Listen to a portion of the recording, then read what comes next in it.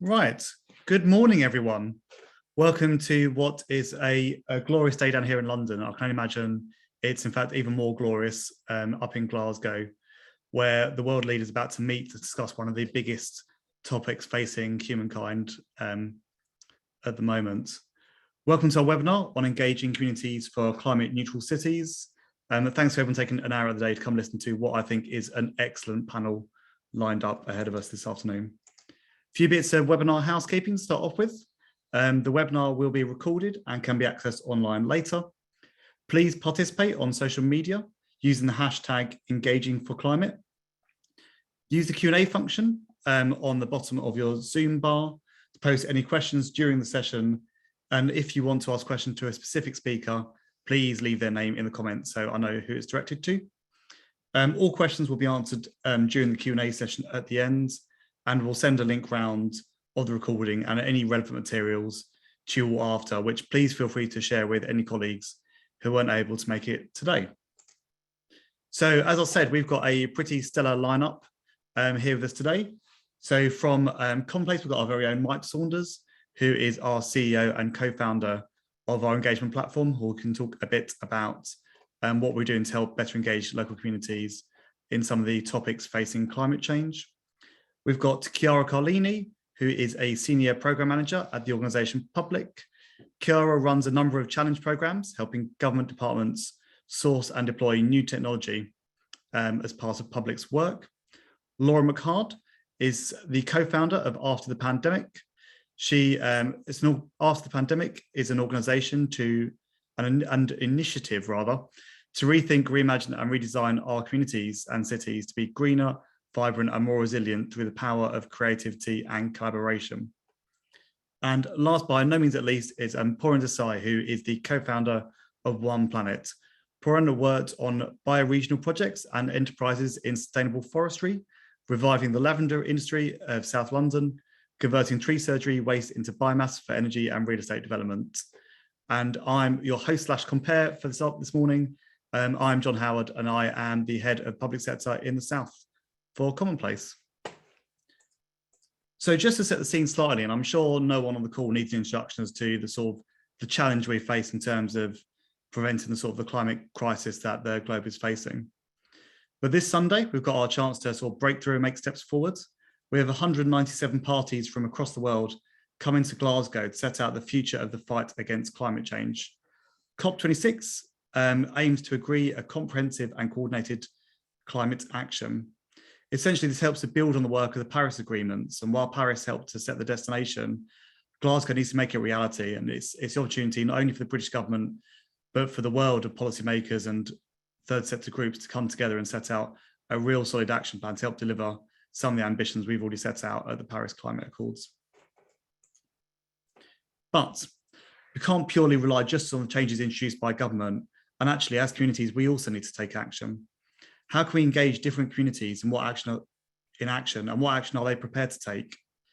The change needed can be complicated and can be confusing for lay people. How can councils and civic society engage others in that conversation? And how can we lay out some of the choices that we have to face either as policymakers or as people living on this planet, and some of the trade-offs and how we achieve climate action and what that means for our day-to-day lives? So thankfully, we've got the best four people on the webinar to help us talk through some of these issues.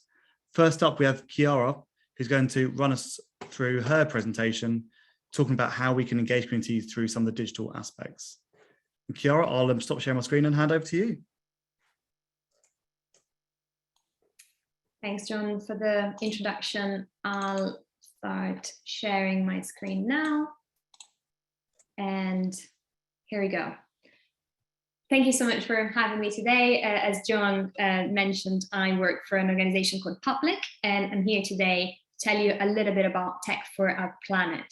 That is a tech challenge that my organization Public is running in partnership with the Cabinet Office as part of the UN International Conference on Climate COP26.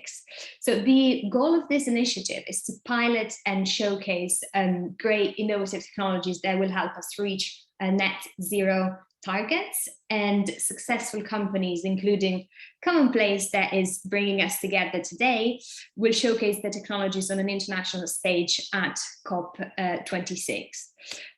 Just a second about public and what we do. So public help public sector bodies transform the services they offer in order to create a better society for everyone. We do this in a number of different ways, as you see on the screen, from running challenge-based programs like Tech for a Planet, to advising governments that want to introduce new technologies and innovate, to writing research reports around the GovTech market and its key innovators. The reason why we are particularly excited to be running the Tech for a Planet program is really to provide an important platform to some of the best players in the growing clean tech ecosystem, and to explore how new technology can be used to address some big climate challenges. So in the lead up to COP, we have worked closely with the Cabinet Office to define a number of overarching themes for this challenge, aligning with COP26 priorities, as you see here. Mitigation, so setting net zero emission targets and keeping 1.5 within reach. Adaptation, so protecting ecosystems and habitats and making sure that agriculture and infrastructure are more resilient to the impact of climate change. Finance, so mobilizing finance from big and private sector and unleash investment required to tackle climate change. And then finally, a strong focus on collaboration, so making sure that the civil society takes a strong role in the talks. And so on this point, which of course is the main theme of this workshop, I will spend a second on the two challenge areas that are particularly relevant to the conversation today. So one of the challenge areas that we defined with the Cabinet Office is empowering citizens to think and act collectively to contribute towards our net zero targets, starting from their homes. So the idea was to find solutions that could help more sustainable habits in our homes. So we're really keen with this challenge to explore how new technology can help us change our behaviors inside our houses. So we use our devices to order a pizza or to book a trip. Why can we do that? Also to exchange unused food or to track our energy emissions in our buildings. A second important theme of this initiative was finding solutions that can enable local and international communities to engage in climate conversations and in the decision-making process. So of course, technology platforms can allow for events like COP26 to really be global conversations that anyone can participate in it, not just senior leaders and decision makers. And in that sense, that can really provide an opportunity to democratize the dialogue and the conversations around COP. So when defining this challenge with the Cabinet Office, the intent was really to give a voice to those local and indigenous populations who might be most affected by climate change. In this slide, you see some of the innovators that are working with us as part of Tech for a Planet. We were really impressed by the tech response to this challenge. We received over 200 applications from across the globe, and we had to go through the difficult process of selecting just 10. Here you see those relevant for the challenges that I've just mentioned. Of course, we're excited to be working with Commonplace, and shortly we will hear about their community heat map tool, but also spending a second on the other one. So Novoville is a citizen engagement platform that is providing a shared repair apps to enable private owners of a unit, so flat or shop in a block, to proactively take responsibility for planning and organizing repairs. Secondly, Olio is a free mobile app connecting neighbors with each other, but also businesses with volunteers. And for this challenge, they are working closely with Tesco to make sure that unsold food doesn't go to waste. And then we also have Iris, which is a collaboration and communication platform helping decision makers really get actionable feedback and data about their communities in a smart way. If you want to find out more about these companies, I'm really happy to share more details afterwards, and all of them will be presenting their solution at COP on the 11th of November during the Tech for a Planet showcase. I'm really looking forward to that. Thank you so much. Oh, thank you so much. It was interesting. It's nice seeing, some new technology being applied to fix some old solutions. Apart from obviously Commonplace being your favourite one, what do you think's got the most growth potential to help fix some of the big meaty problems we've got at the moment? Good question. Are you referring to what kind of platform or what challenge area was particularly? Yeah. So what kind of platform sort of stands out, I suppose? There was a very, very diverse range of solutions that we've worked with. A lot of apps, so software as a service, enabling people to share learnings, connect, take action as a community. So that's definitely very, very powerful. We have a number of solutions that can help people track their energy emissions and improve the way they use energy in the buildings. There was a big challenge around energy, and that is probably one of the biggest clean tech vertical that we've seen. And yeah, I would say these two verticals are particularly interesting. So the citizen engagement area, there are a lot of players across Europe that are suggesting solutions to make sure that people can really engage in a more meaningful way with the institutions and with also big issues like climate change, and then secondly, as I said, energy and data. Cool, good, excellent stuff. Thanks for your presentation as well. So, without further ado, we can hand over to Laura McHard, who is CEO after the pandemic, is going to run us through how technology has helped to refocus some of our priorities in terms of climate change. By that point, hopefully my words would have returned and I can speak properly again. So stop sharing my screen. Laura, I'm going to hand over to you. Great, thanks. Let me know if you can see my screen okay. Excellent. Thanks for the promotion, CEO under after the pandemic. I'm certainly not that. I'm co-founder along with my buddies. I'm Laura. Thanks everybody for joining. I'm creative lead day job at a design and innovation company called Create Future, and I'm co-founder of After the Pandemic. My background, I'm trained as an architect, but my career's evolved into brand experience and proposition with the focus on more strategy, storytelling and design. Really looking forward to sharing the work that we do after the pandemic today to show how we engage with communities through the power of creativity. So yeah, after the pandemic, it was co-founded by myself, Fergus Bruce and Graham Hogg, in April 2020 as a response to the coronavirus pandemic, the climate emergency and other converging challenges. We see ourselves as an accelerator for change. We incubate ideas and enable communities to collaborate together on creative projects that will better impact our societies, our cities and our climate. Our mission is to rethink, reimagine and redesign the world around us, our cities and communities to be greener, more resilient and more vibrant. And the work that we do is always guided by these 5 principles. So from inclusive communities to being Dear Greenest Place, which is a throw to Glasgow's own trademark, to local for global, learning and growing, and always designing forward. So about catalyzing communities to design this circular future. So in 18 short months, we've grown into a community who are using creativity as a force for good. We're working with architects, designers, musicians, artists to collaborate together and establish these creative projects, connecting practitioners to funding and running online events and in real life. So from a design summer school back last year to virtual music performances, to transforming derelict spaces through the power of street art, and filming that highlights spatial inequality and access issues. Our design work is around post-COVID economic recovery, and our work focuses on enabling communities to better engage with that discussion and create and collaborate their way to rethink, reimagine and redesign a better world. So I'll play you a short video of the work that we do.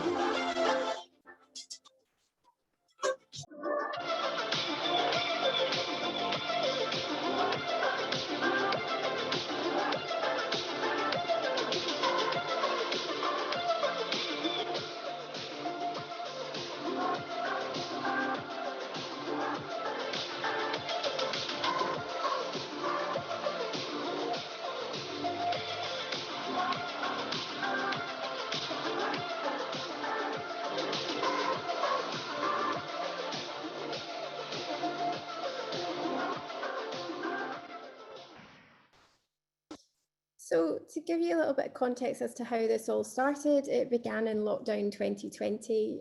As we spent our weeks and days inside, we can often wondered what this great pause would mean for the recovery of our economy, for our communities and spaces and places, so that they could be greener when we came out of this. With economic recovery being at the kind of forefront of most people's minds, we asked, well, what role does creativity and community have in all of this and solving these challenges? So the first piece of work that we looked at was examining the vacant and derelict spaces within our city. And we found that through our mapping exercise that there's over 1,100 hectares not being put to use. So our community are not getting access to green spaces. So that is the equivalent of 22, and those who know Glasgow Greens, which is a large city centre park that is, as you can see from the image on the bottom, not being used for our community. So in the light of COVID-19, really these spaces are fundamental to our urban dwellers. It's fundamental to their well-being and to their health and who they are as citizens within a city. And this really set alight our mission to rethink and reimagine these spaces by empowering the community to get involved and get creative with design-led solutions. So we launched with this manifesto, and as a rallying cry basically for Glaswegians to make our city a greener, better place. And so after the pandemic was born. So I'm going to profile a couple of our projects very briefly. I'll whiz through them for the sake of time, but there is a QR code on each slide. If you would like to scan it and find out more, you're more than welcome to, or hit me up after. So first up, fast forward to today, we're working with OnePlanet and Commonplace to help Glaswegians have their say through the interactive and amazing map that lets our citizens share their concerns and ideas in their local area. Being inclusive of our communities and their voices will help us move forward to solutions for a better climate and a better city. It's super pertinent at the moment as COP26 comes to Glasgow and international world leaders meet here to discuss how to address this. With every year the world avoids action, the worse the problem becomes, and we generally believe that the way to unlock all this is to have the local community engaged in this conversation. The map has been amazing for us just to really understand what's needed, but for me the biggest insight is that I was struck by how simple and achievable many of the suggestions on the map are. You know, they're low budget, they're local, they can have immediate effect. The big one being really how much people hate our central motorway, the M8.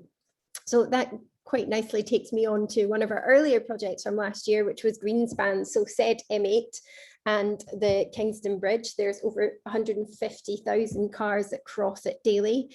And we reimagined how this could be if the space was used for the better of the people, and to rethink one of the city's main arteries, done by Glasgow's creative director, Steve Comer, and CGI artist. He created these visuals to stimulate the discussion around how this space can be used for growing food and well-being, and give more people access to green space. And it stimulated that discussion online. So again, connecting with our communities through the power of creativity. In June 2020, we ran a summer school for design. There was 12 briefs that we shared publicly, and we had an amazing amount of engagement. I mean, I think it was testament to the time. People were definitely in their houses and looking for things to do. But what was wonderful with these 12 briefs is that it opened up creativity to people that perhaps maybe don't do it in their everyday lives. The briefs challenged bioregions to food systems, to urban green spaces, to rethinking how social distancing could be. And it basically joined up practitioners with members of the public. One of the really lovely responses was from a bunch of architecture students called Green to Go. And this came out of the insight that there's two classes that emerged from the pandemic, those with a garden and those without. So this project addresses spatial inequality with a modular garden that can be delivered to your door. So wonderful creativity here and examples of actually using design thinking to solve challenges. And then another project here, Allota, it's an online platform that seeks to redesign the process of starting or joining an allotment to help communities grow better together. Allotments are disappearing from our cities criminally and often with waiting lists of up to 90 years. But we know that growing fruits and vegetables in cities and towns can really support biodiversity, improve well-being, and ultimately impact a more sustainable planet. And one of the other projects, not necessarily linked to climate change, but it's around the design forward principle that we have, which was looking at our cityscapes and using emerging technologies such as augmented reality to bring the past into the present to reveal how Glasgow was shaped by the transatlantic slave trade. It explores ways that Glaswegians can rethink their city's streets. So there's really a powerful message here is that technology and creativity can help enable new perspectives, is what I would say there. So finally, our latest project, so as COP26 comes to town next week, world leaders, policymakers, global businesses will just attempt to solve the climate crisis. And we thought, as after the pandemic, actually, let's create a space for everyone to take part in that climate conversation and drive positive change. Our communities are so important, not necessarily the dignitaries that will descend on our city for a few weeks. So from the 1st to the 12th of November, the Fringe event will be at Strathclyde Union Youth Hub, and it will showcase our city's creativity, resilience, and determination in tackling converging pandemic and climate challenges. So it really is about empowering our community to have a voice within this space. So it's a free space for everybody to come along. There'll be exhibitions, keynote speakers, Puran will be joining us there, which we're super excited about, to cultural performance. It's all in aid of rethinking, reimagining, redesigning our cities and communities to be greener, more resilient and more vibrant because, and this is what I'll leave you with, for global change, we must start local. So thank you very much. Feel free to check us out online or follow us on social. And if you're in Glasgow for COP, come along and see us at Strath Union. Laura, thanks so much. It's a wonderful, wonderful phrase to finish on as well. That is exactly the sort of action we need. We can't rely on, governments to finish everything, to sort all our problems out for us. We need to do stuff as individuals and communities. We have one question on the Q&A, which also is an excellent reminder for me to remind everyone to please feel free to start sticking questions in the Q&A. Someone had a question for you, Laura, about how the projects were funded. Yeah, that's a great question. We've got multiple funders and sources of funding. We work with large organisations to fund this, but also through council and the support of Glasgow City Council too. So multiple routes in there. Good stuff. And on that prompt, lots of people starting to fill in their Q&A thing. I think in terms of time, what I'll do, I'll go through Mike and Poran's presentation because I think some of them might be interesting and a couple of people answering. So Laura, thank you so much. Thank you so much, everyone. I'll stop sharing. That's right. And I'm going to hand over to Mike Saunders from Commonplace, who's going to talk us through some of the principles around digital community engagement. Over to you, Mike. Hi, everybody. thank you for joining this webinar. And I just wanted to say again, a huge thank you to our partners who are joining us as well on this, After the Pandemic, Public and OnePlanet. It's a really, really inspiring group of organisations and collaboration that we're working on, which is super, super exciting. So I'm going to tell you a little bit today about the work that we're doing and that we've done in helping our customers to engage with the public about climate and what we're planning to do next. So just to start, for those of you who perhaps don't know much about Commonplace, very, very briefly, our purpose is about powering positive participation. And we use our technology to connect people to the places that they live, work and play in order to help them collaborate to accelerate positive change. And, you know, it's clear at the moment that there's really nothing more important right now than how every place can adapt to climate change locally, but also how its residents can have a positive impact globally. As you all probably know, cities, towns and neighbourhoods are where all of our lives happen. So if we can get these places right, then we can help to solve massive problems around the world, including, of course, adaptation to climate and reduction in carbon emissions. And right now, I think there's a unique opportunity, which is partly driven by circumstance and two particular elements. Firstly, you know, we've seen a significant change in public attitude to climate. Even in the US, people are increasingly concerned and actually want to do something. And secondly, the pandemic has created a much greater sense of connection of people to their local community, to their neighbourhood, and a much greater desire to have influence on it. So how can Commonplace help and be part of this? Commonplace is super simple. One of the main things that we do is ask people to talk about their place. They can use their computer or their phone. They can mark a place that means something to them on our colourful neighbourhood heat map, and they can talk about their ideas to improve it.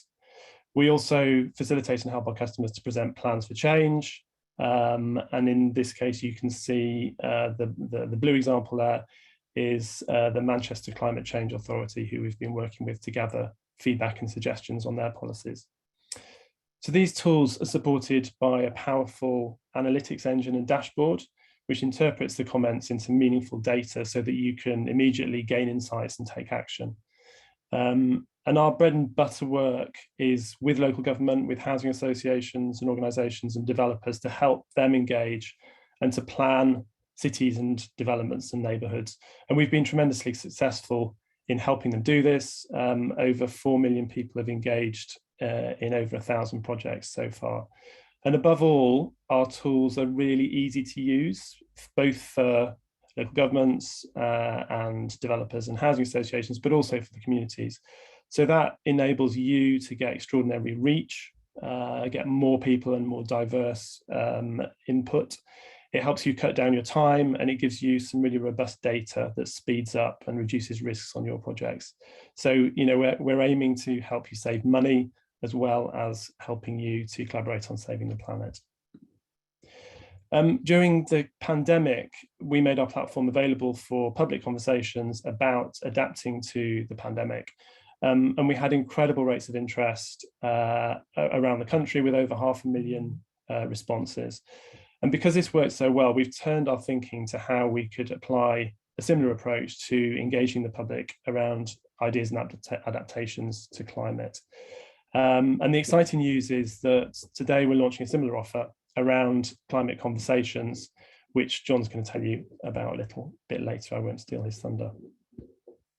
And actually, we've already started on this. So many councils, as you know, around the country have declared climate emergencies and have started conversations using things like citizens' assemblies, which we have embellished and extended online. So we've helped our customers as well to make hugely impactful environmental improvements through things like walking and cycling plans and infrastructure and public transport policies that can vastly reduce emissions. And a really powerful example of this is in Waltham Forest, where 20,000 or more people engaged on Commonplace in a conversation that helped the council to speed implementation of their changes by giving them this robust evidence base that I was talking about of public support. And a study found that the outcomes of that project are actually incredibly extraordinary. So 42,000 hours of additional human life will be created as a result of the improved air quality that was down to this project, as well as, of course, dramatically reducing carbon emissions from cars. And I could go on. We've helped develop improved public transport in Leeds, moving towards their vision of not needing to own a car when you live in Leeds. And we're also helping organisations to deliver solar power installations around the country. And these local conversations are, I think, really interesting because they produce both very local and global benefits. What we haven't done before, and what's really exciting about this collaboration, is to launch a citywide ground-up conversation that asks two questions. How could your neighbourhood meet your needs better? And how could it adapt better to a future of a changing climate? And so this is what we've done in Glasgow with the Rethink Glasgow conversation in partnership with After the Pandemic and OnePlanet and Public, who are all amazing organisations who you're hearing from today. And we've got the opportunity to present the outcomes or some of the learnings from this project at COP in a couple of weeks, which is tremendously exciting. So this is very much live right now, but we've had so far 17,000 people and over 1,000 ideas. So it's just the start. And what are they talking about? Well, they're talking about problems that they've identified in the city that need a solution, ideas to help improve some of these problems, and also shout outs for things that are working really, really well in Glasgow already.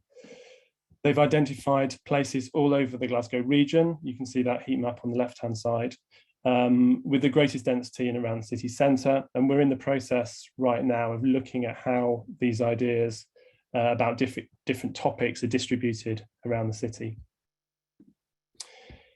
Each of the comments, as Laura mentioned, is a potential idea that could be developed to create part of a better, more sustainable and more resilient future. And some of these ideas, as Laura also mentioned, are small scale ideas that can be community led, which I think is really, really interesting and exciting. And some of them are much larger, systematic type changes. As I said, it's very much live at the moment, but this is just a sneak peek really at what people are talking about. And we started to look at the trends and clusters of comments. And as you can see, if you add them all up, there's a massive amount of interest and energy around community spirit, around how the place can improve the way that the community works together. Many of the ideas combine sustainable use of spaces and better facilities for meeting people, for playing and for cultural activities. And of course, health and sustainable transport also figure quite highly in what people are talking about. So here's very quickly a couple of examples. This first one, thinking about how active travel could be more effective in and around the university in Glasgow.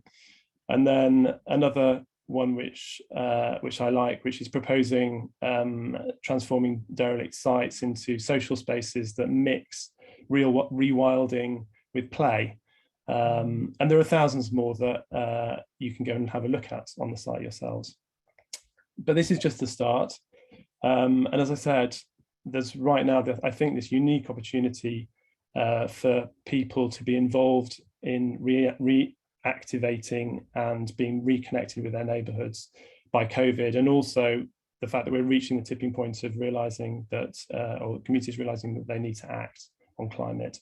So we'll be presenting these learnings in a couple of weeks, which is super, super exciting, as I've said. But we've started these conversations in cities around the UK, including Glasgow, Leeds, and Manchester and London. But we're also working internationally. We're just launching a site in Pakistan in Lahore, Christchurch in New Zealand, and in North America. So we would love you to come on board. I think what's clear is that the climate challenge is going to be one from the community up as well as from the top down, and Commonplace can really help connect communities to decision makers and to help collaboratively prioritise and mobilise and deliver. So thank you, thanks to partners, thanks for attending. John, a little bit later, will tell you how you can get involved, should you wish to do so. Thank you. Thanks a lot, Mike. And the work, I've seen some of the starting work in Glasgow, and it looks really, really exciting. So I'm looking forward to the full results out. Just in the interest of time, actually, I'm going straight on to Puran, actually, who is going to give us from OnePlanet, who's going to talk about a framework they've come up with that helps local government to tackle climate change. Great. Is that sharing now? I think it is indeed. Good. Okay. Thanks. Yeah. So I've been working in sustainability for over 30 years now. So one of a previous generation, if you like, have been working on this. What we've tried to do is really try and distill our learning over those years into something which is more scalable in terms of technology. And what I'd like to share with you today is really what we have landed on is that really, if we can think connected, if we can really understand our lives, our places, see ourselves as part of nature and not separate from it, then we will start to make very different decisions. We will shift our mindset and make very different decisions about what our cities and regions might be, where our food might come from, and how we might work and play and enjoy this planet. So think connected is what I'd like to share with you today. I think, as John said, I started in sustainable forestry farming, recycling, set up a number of different enterprises, ended up putting together this project here, BEDZ, Bedington Zero Fossil Energy Development, which was completed in 2002, which was the UK's first zero carbon village. And learnt on this project as much how not to do things as how to do things, but a real, a fantastic project. Lots of really good environmental performance, but also really interestingly, the average person in this development, I lived there for 18 years, we've still got our offices there, the average person knows 20 of their neighbours by name, where the UK average is somewhere closer to 5 or so. So we were really starting to build social capital as well. So finding that sweet spot between environmental improvement and community building. And interesting from Mike's presentation, how actually building community spiritedness is the thing that so many communities actually want.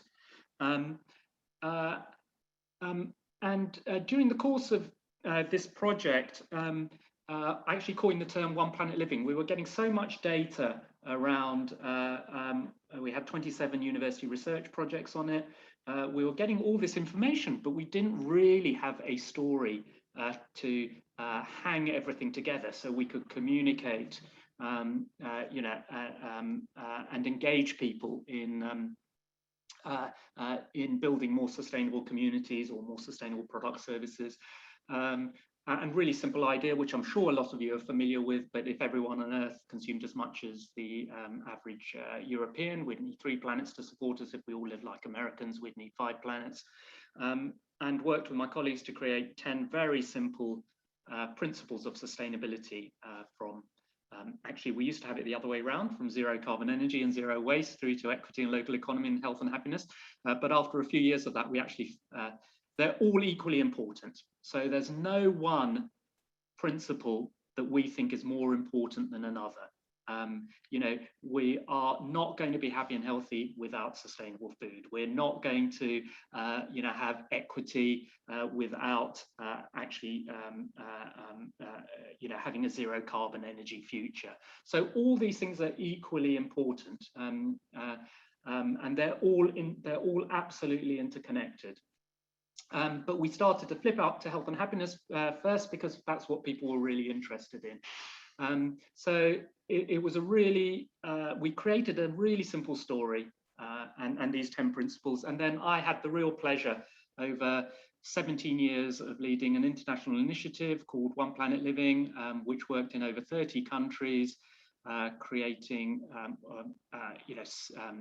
real estate projects, actually plans, sustainability, zero carbon plans for over about $30 billion of real estate development, everything from tiny homes in Australia up to new quarters of cities, landscape scale conservation and development projects in Africa, the extension to Disneyland Paris, 1,000 holiday apartments, Europe's largest swimming complex, all geothermally heated. Fantastic place for a holiday if you want to go. You go there, you can swim all year round in Northern Europe, but it's all geothermally heated. And in fact, we're generating so much geothermal energy, we're exporting it to the main Disneyland complex as well, reducing its carbon footprint.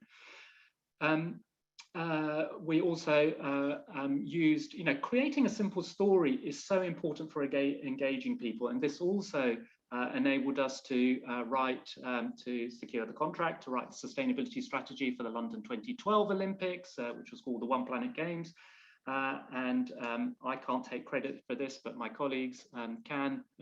They held the first workshop together with the Colombian government in 2011 to propose what became the Sustainable Development Goals. So, we're very pleased that the framework we created was actually the inspiration and the basis for the UN SDGs, which all companies, all member states of the UN adopted. And again, I just want to stress that actually we talk a lot about data, but data has no meaning in itself. Data and numbers only get meaning when you have a story around them. So we have become very data focused as a society. We talk about where's the evidence, where's the data, but actually you always have to have some sort of story to around those data in order for you to really understand what decisions to make. So yeah, great to make decisions around carbon. Of course, you can measure your carbon, but why are you trying to reduce your carbon? It's always worth asking, why are we trying to reduce our carbon? What's the story around that? Why are we trying to increase equity? What's the story around that? How do those two link together? So storytelling is actually the way we create the world we live in, not data and evidence. And I could talk for hours about that, but when we so we had a pretty successful journey in terms of helping people create sustainability developments, real estate developments, but we also worked with cities, we worked with retailers, manufacturing companies, and we were wondering how could we actually start embedding this sort of way of doing things into technology. And what became clear to us was that what really was at the heart of ways of thinking which underpin things like One Planet Living, of course, other frameworks as well, is that actually everything is connected. So what we build determines how dependent we are on cars. If those are internal combustion engine cars, they're creating pollutants which are damaging our health, they're contributing to climate change, supporting the oil industry, which also creates single-use plastics, which end up in the oceans, filling our fish up with plastics. If we choose to eat those fish, we're filling ourselves up with microplastics, and it's also killing penguins. So what we build here in the UK, affects our health, affects our local environment, but it also, affects the global environment as well. And we didn't really have the tools to enable people to visualize, understand, measure those interconnections. And I think if we thought in a more interconnected way, then we would start seeing the world in a very different way. And the problems we've got are massively interconnected problems, wicked problems, sometimes they're called. And in order to solve those, we can't solve those in silos. We can't solve the climate crisis without also looking at nature and looking at equity and looking at our health. So we need to find solutions which are holistic, for want of a better word. So we started to develop a technology where we could start thinking about the atomic structure of plans, outcomes, what you want to achieve, actions, what you'll do to achieve them, indicators, how you might track your progress, and then started to help people, first of all, see what they're doing in terms of their strategies. How is it interconnected? You know, so working with companies with different departments, with aiming for different outcomes. How are those interconnected? Where's the commonality? What are the shared outcomes that people have? So we can start to be more joined up. So someone who's particularly interested in, say, a diversity issue, why might they have to be interested in renewable energy, for example, or vice versa? So that we start to get people understanding that in order for them to achieve an outcome which is important for them, they need to engage with other people who have a different set of outcomes and see how those two outcomes can be combined. Ultimately, until everything is interconnected. And we enable people to operate not just within organizations, but because we have this particular taxonomy, the structure for plans, we can connect plans between different organizations. So organizations can operate in ecosystems. And so, for example, when we applied this sort of thinking in Oxford, you know, the visualization process we did on OnePlanet.com made a complex and overwhelming process simple and accessible.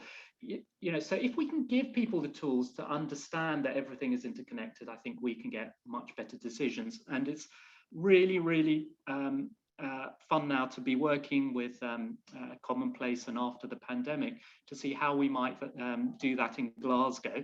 So we're going to take some of the data we're out of Commonplace on some of the ideas that people have and put them into the OnePlanet platform, connected across to the plans which the city already have with their climate emergency implementation plan, and see how that links, for example, to Scottish national policy through the Scottish Environmental Protection Agency.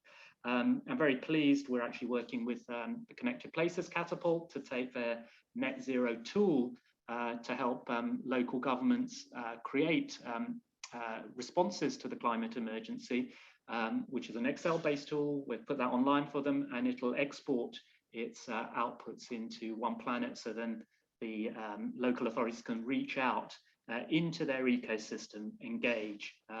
So what we're excited about over the next few months is starting to pull together, you know, work with Commonplace, for example, with others to pull together these different, Catapult, to pull together these different technologies so we can get a set of interconnected technologies which can really help us respond to the emergency that we have ahead of us.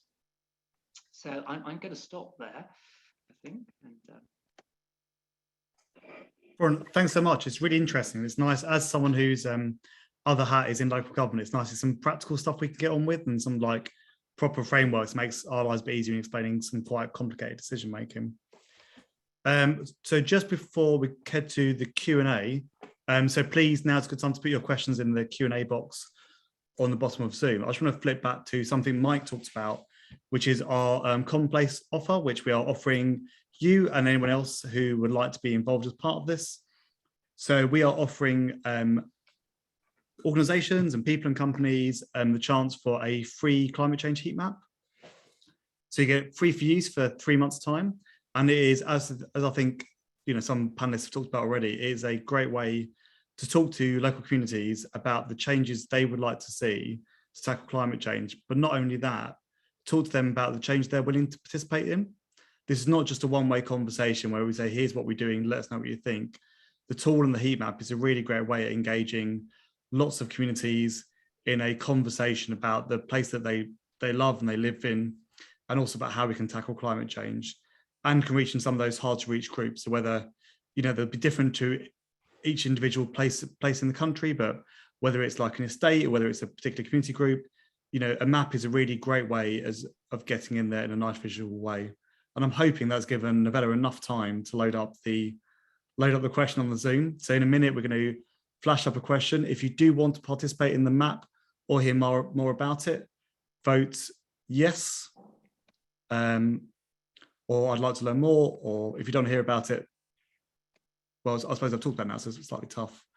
But click no if you don't hear any more follow-up information after.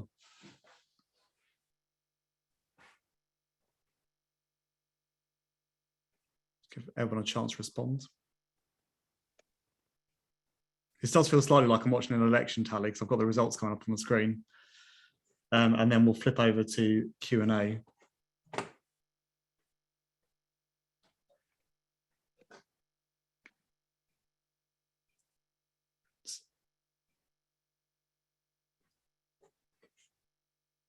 Cool. Any others wanting to come in? Right, looking at the time, we've got time for, I'll stop sharing my screen so we can see everyone. I'll click end poll, I think. Good stuff. Excellent. So panelists, so over to us, just going to the Q&A. We've had a question around sort of accessibility. So I know we talked a lot about digital tools and the mapping all being quite, so if you've got problems with sight and stuff, how do we tackle that? So what's the answer? How can we bring the digital to people whose sight, or even things like Command of English might not be that great? How do we reach out to those groups? Corin, I saw you nodding your head. Did you want to have a stab at that first? No, I was not. not. Sorry. I thought it's a very interesting question. Yeah, I mean, a very important question. And thanks for raising it. I don't know, Mike. I think Commonplace is having more experience in community consultation. We work more at a strategic level. Might be better placed than me to. No, that's right. I was going to go to Mike, but you're nodding. So, Mike, do you give this one a go? Oh yeah, of course. And thanks, Sarah, for the question. So I think there are some things that you can do with technology to make them more accessible, particularly to blind and visually impaired people, and making as much as possible of the technology accessible directly to screen readers is the most direct way to do that. So we work very hard to try and make sure that you can have an accessible experience on Commonplace if you're using a screen reader, for example. There are some bits of the technology which are more challenging than others. So the kind of interactive map is quite difficult for a screen reader to navigate, but we provide an alternative experience if your screen reader isn't able to navigate the interactive map, where you can add your comment via text and indicate where it is that you want it to be placed, and then we will actually make sure that it's placed in the right place and come back to you. So that's kind of one simple way of doing it. But I think the other thing to be clear about, because sometimes it is a bit confusing, is that we see technology as being part of a much broader engagement process and life cycle. So talking to people is, the most important and useful way of engaging with people. It's just that it's quite difficult to do it at a very large scale. So that's where technology helps a lot.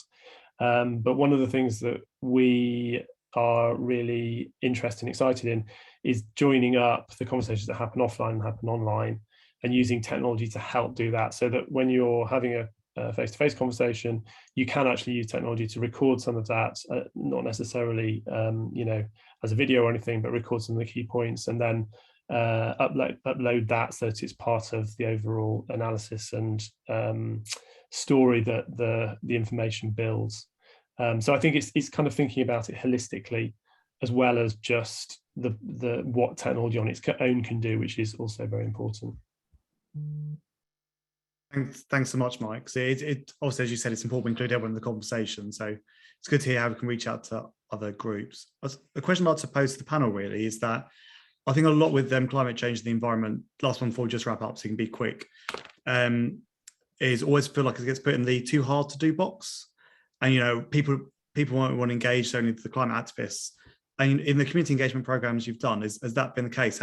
Have sort of the members of the public felt it's in the too hard box and too big and too difficult to tackle? Yeah, I mean, maybe I can come on that. I mean, we've worked with a number of different groups. I think when you bring people together and collectively they can see that they can make a difference, that really helps.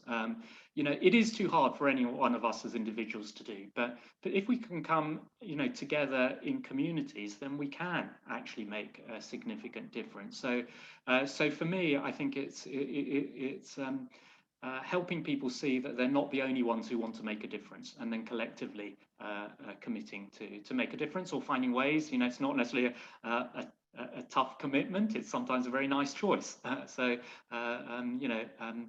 Yeah, I think helping people see that they're not alone is important. Great, thanks so much. And just before we wrap up and call it a day, Laura, do you want to give us a final thought as the sort of our Scottish representative on the panel before we head to Glasgow for COP? Gosh, I think take part in whatever way you can. So for my mum, what she decided to do was to donate all of her clothes that she doesn't wear to charity, so for circular fashion. So if there's anything that you can do, whether you're in Glasgow or at home, taking part online or not, there's always something that you can do to impact the climate for the better. Brilliant, perfect, and exactly to time. So I'd like to thank all our panelists for participating. I'd like to thank everyone who's joined us for watching. We'll follow up an email with those who's asked for more information on the heat map, and we'll send everyone a link to the video. But I'd like to thank you all for coming, and I think we can all wish everyone in Glasgow for COP the best of luck for what is I'm hoping to be a really successful climate summit. Thank you, everyone.